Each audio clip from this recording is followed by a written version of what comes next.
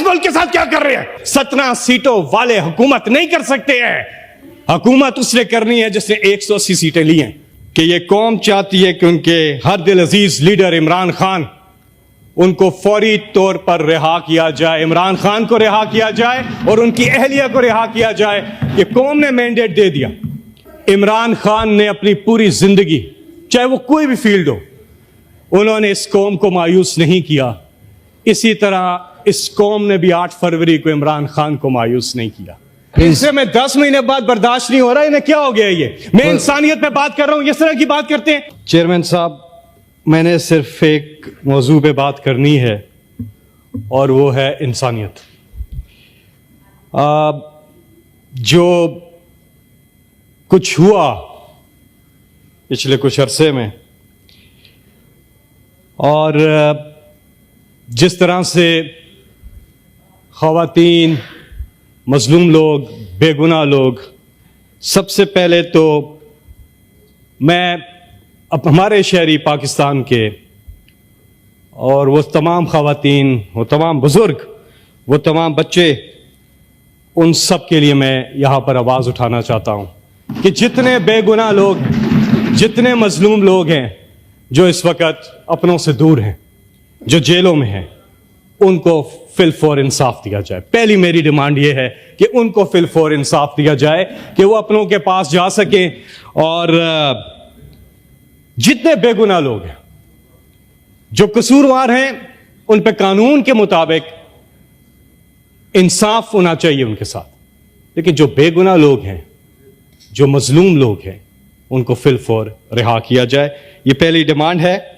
और साथ में जिस तरह से इस कौम ने 8 फरवरी को अनप्रेसिडेंटेड है पाकिस्तान की हिस्ट्री में, जिस तरह से ये लोग निकले कि हमने देखा कि बल्ला बंद है, लीडर बंद है, लीडरशिप बंद है, कैंपेन बंद है, कैंडिडेट्स बंद हैं, इंटरनेट बंद है, मोबाइल फोन बंद है, मगर इस कौम का जज्बा फिर भी बुलंद है। इस कौम ने जिस तरह से पाकिस्तान बनाने की तहरीक में कायदे आजम मोहम्मद अली जिन्ना के साथ जो जज्बा दिखाया था, आज वो पाकिस्तान बचाने की तहरीक में वो जज्बा इमरान खान के साथ इस कौम ने दिखाया है 8 फरवरी को। Thank you ji. सर, मैं आप पब्लिक इंपॉर्टेंस पे कोई बात मैं वही कर रहा हूं।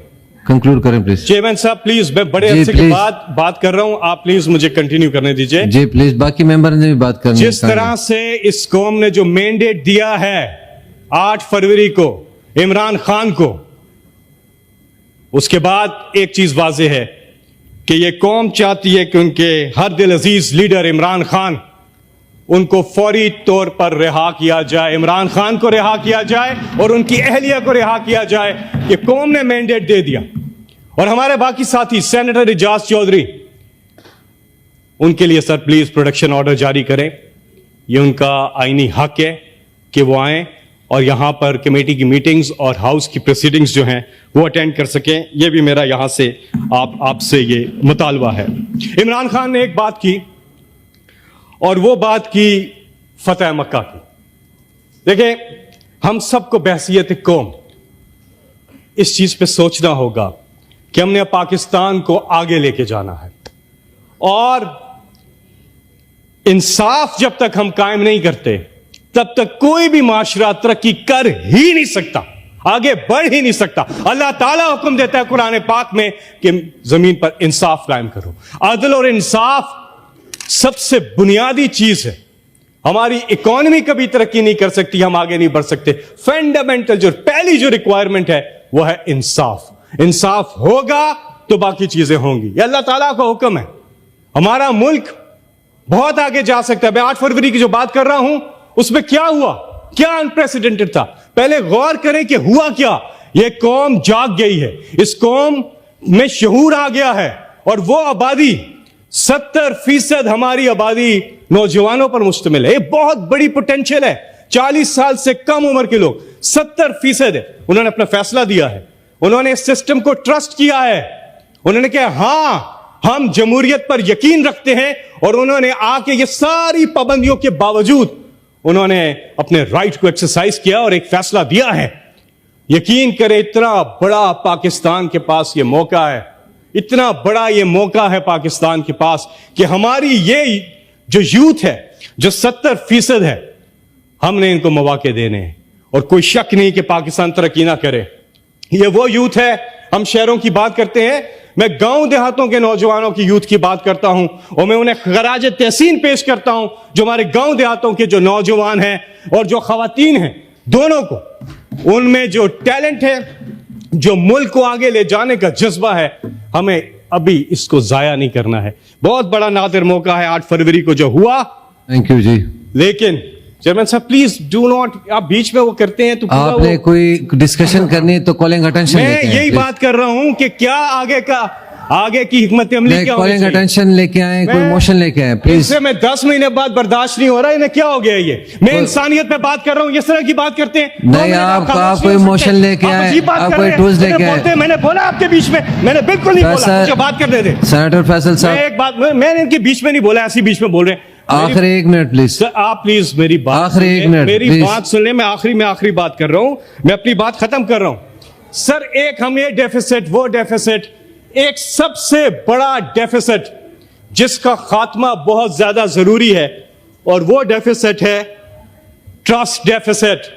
क़यादत और कौम के बीच में ट्रस्ट डेफिसिट का खात्मा, ये सबसे जरूरी चीज है, और वो उन्होंने करके दिखाया 8 फरवरी को। उन्होंने कहा हाँ, हम एतमाद करते हैं इस लीडर पर, और अगर मैंडेट चोरी करके कोई हुकूमत आती है तो ये ट्रस्ट डेफिसिट खत्म नहीं होगा और पाकिस्तान आगे नहीं जा सकता। जब आप मैंडेट का एहतराम करें, 17 सीटों वाले हुकूमत नहीं कर सकते हैं। हुकूमत उसने करनी है जिसने 180 सीटें ली हैं, और तहकीकात होनी चाहिए। फॉर्म 45 गवाही दे रहा है। सर सुने, ट्रस्ट डेफिसिट जब खत्म होगा क़यादत और अवाम के बीच में, तब पाकिस्तान आगे जाएगा। यहां पे इन्वेस्टमेंट आएगी, यहां पे लोग आएंगे। आपका ट्रस्ट फैक्टर बहुत ज्यादा जरूरी है। हमारे ओवरसीज नहीं, इस मुल्क को चला देना है, इतना उन्होंने भेजना है। लेकिन जो जिसको वोट दे रहे हैं, जिसका मैंडेट है, उसको हुकूमत करने का हक हासिल होना चाहिए। मैं सर आखिर में यह बात करूंगा कि जो कुछ भी हुआ, एक चीज को जिंदा रखने के लिए आप अपनी पूरी कोशिश करें। जिंदगी तो खत्म हो जानी है एक दिन, सब ने चले जाना है। अल्लाह ताला की जात बाकी रहनी है, सब ने चला जाना है। दुनिया फानी है, इसके बाद की जिंदगी जो है बाकी रहनी है। हमारे दिन गुजरते जा रहे हैं, हमें समझ ही नहीं आ रही हम करते क्या जा रहे हैं अपने आप के साथ। दिन तो गुजरते जा रहे, खत्म, ठक, अल्लाह के हुजूर पेश होना है फिर।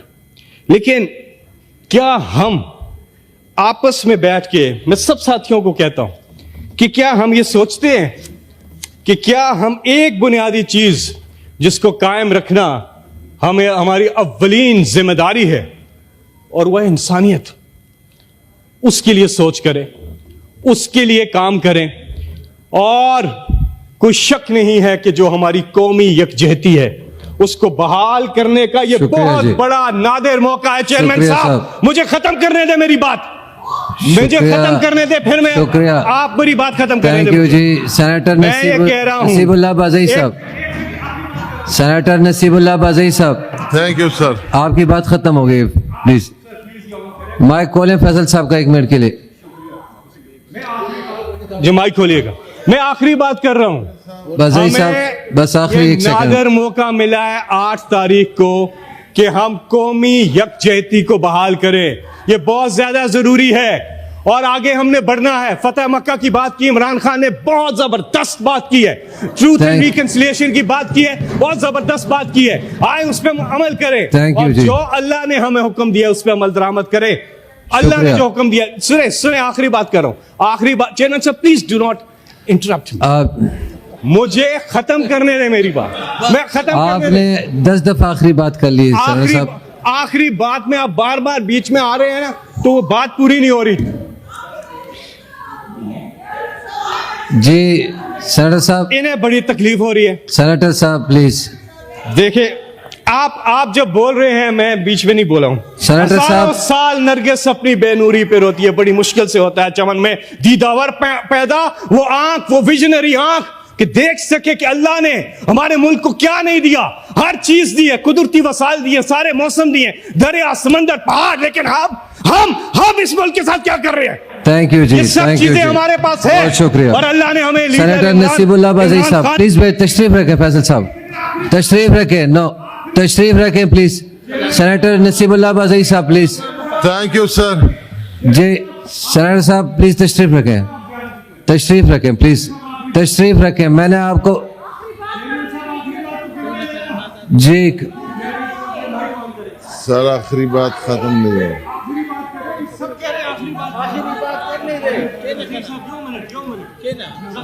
बाज़ई साहब माजरत जी बताएं। फैसल साहब आखिरी प्लीज।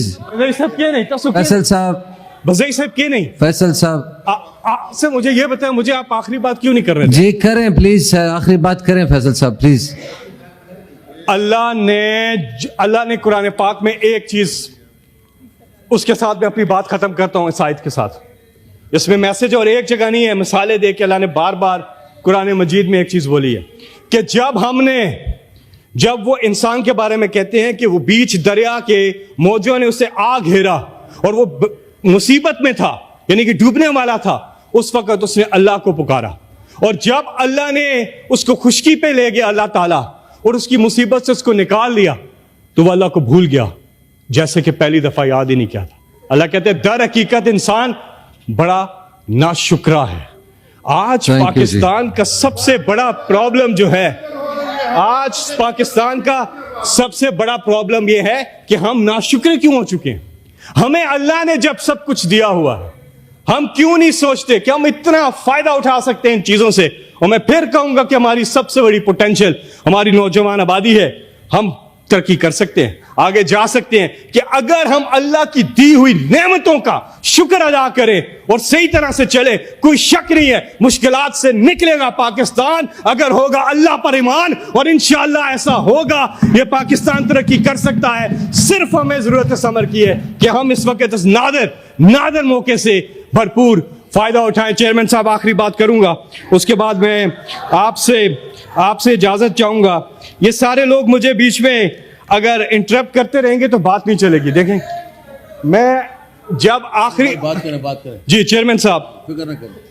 चेयरमैन साहब ये क्या तरीका है? करें खैर है, बोले खत्म करें फैसल साहब प्लीज, फिक्र न करें, प्लीज आप चेयर को मुखातिब हो, आप खत्म करें प्लीज। बोले बात करें, फैसल साहब प्लीज बात करें, परवाह न करें।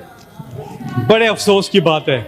जी सेनेटर साहब आप प्लीज इनको बोलने दें, प्लीज बोलने दें प्लीज। जिस तरह से जी आपकी बारी जिस है। तरह से इमरान खान ने अपनी पूरी जिंदगी, चाहे वो कोई भी फील्ड हो, उन्होंने इस कौम को मायूस नहीं किया, इसी तरह इस कौम ने भी 8 फरवरी को इमरान खान को मायूस नहीं किया। ये कौम खिराज तहसीन की मुस्तहिक है। अक्सर लोग कहते थे कि जैसी कौम ऐसे हुक्मरान। नहीं, अंडर एस्टिमेट मत करें इनको।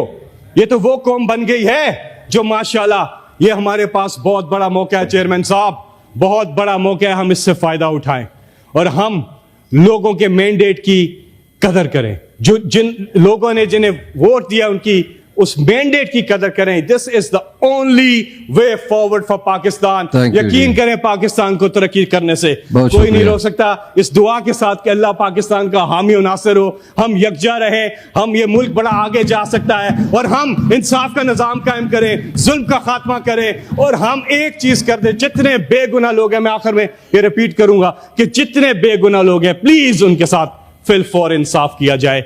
अल्लाह ताला को इंसाफ करने वाले लोग पसंद हैं। अल्लाह ताला इस चीज को पसंद करता है। कुरान मजीद में बार बार है इंसाफ कायम करे। यही एक डिमांड है आज। आपका बहुत बहुत शुक्रिया। Thank you ji.